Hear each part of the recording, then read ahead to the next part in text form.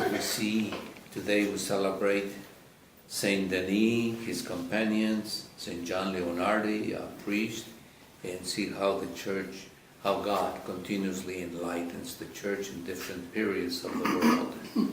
Let's see what we have here for Saint Denis or Denis or Dionysius, whichever way you.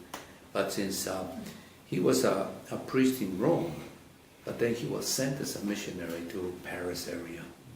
I don't know how big, if Paris ever existed at that time or not, or just a little village or whatever it was. And we're talking about the year 258 when he died, the middle of that. So you're talking about early the empire's great moments. The first bishop of Paris, so I guess he was already a city then.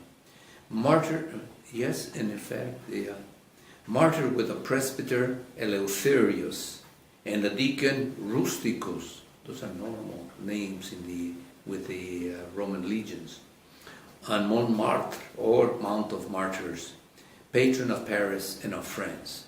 So here we have already early missionaries, Romans, being sent over to Paris.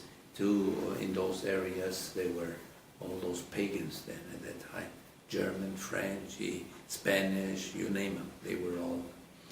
And so we have how the church is expanding, and even though there is a brutal persecution in the Roman Empire, we still are having great missionaries out there.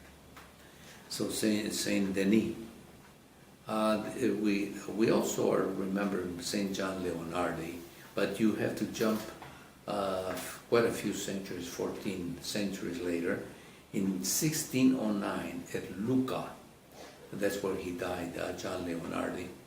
He founded in 1574 the Congregation of Clerics Regular of the Mother of God, OMD, today numbering about 90 members. Oh my goodness.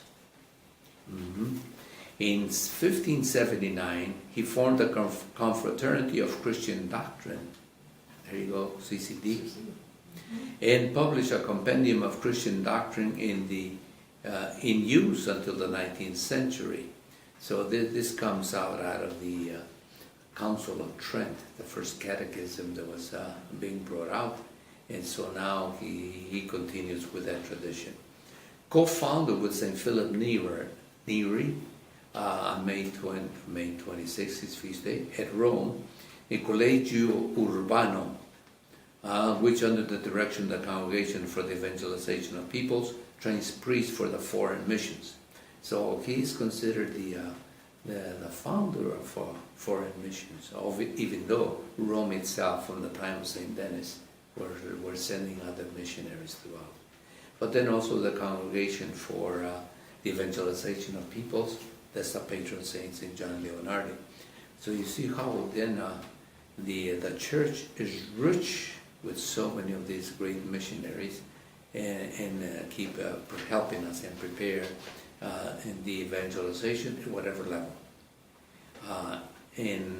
For example, when Pope Francis reminds us in his Evangelii Gaudium that there's 3 stages of we evangelize. In the new evangelization, we evangelize just by the example of who we are, that we're doing what we're doing right now.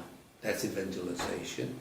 And then secondly, those that are not practicing, so we go out and reach with us.